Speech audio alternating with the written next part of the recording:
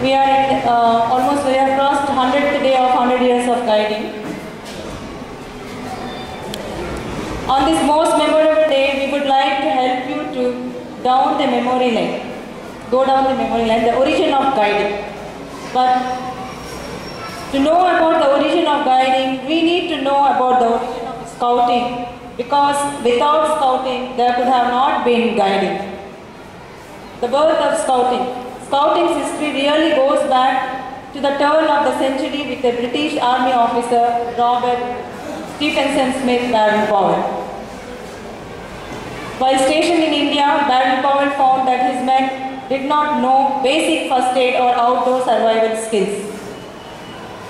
They could not follow a trail, tell directions, read danger signs, or find food or water.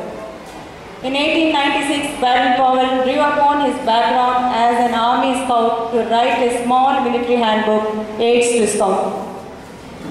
He hoped to teach his men resourcefulness, adaptability, and the leadership qualities demanded by frontier conditions. Baden-Powell became world famous during the South African Boer War in 1899. He held the small town of Mafeking during a 217-day siege. The enemy force was estimated to be 10 times the size of his defending garrison. It provided crucial test for BP's scouting skills. The courage and resourcefulness shown by the boys in the crops of messengers at Mafeking made a lasting impression on him. He returned to London as a national hero and was promoted to Lieutenant General. When BP returned to England, he found that his little handbook written for soldiers were being used to teach observation and woodcraft to members of Boys Club and Boys Brigade. It had captured the imagination of English boys and was widely read. BP decided to rewrite the book especially for the boys. In August 1907, he began a test of an idea and had been growing in his mind for many years. He gathered 22 boys from all parts of England, some were from exclusive schools, others from the slums, shops, or farms. He took them to Brownsea Island, a sheltered bay of England's southern coast.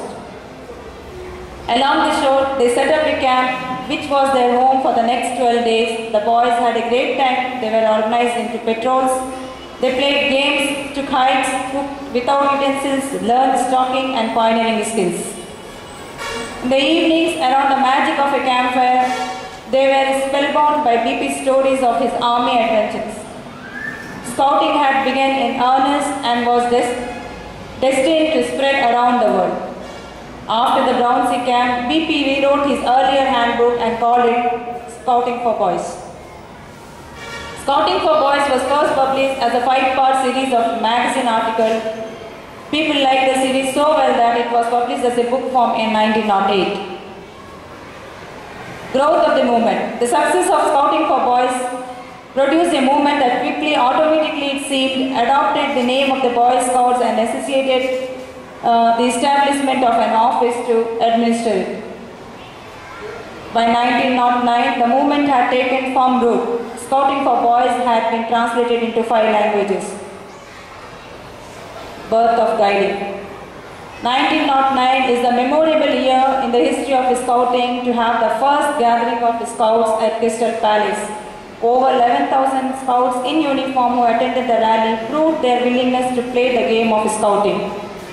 Along with these 11,000 Scouts, there were a handful of girls who too wanted to join the game. It was a surprise for Baden-Powell to see girls at the rally wearing uniform like Boy Scouts. You can see in the pictures, few girls are there.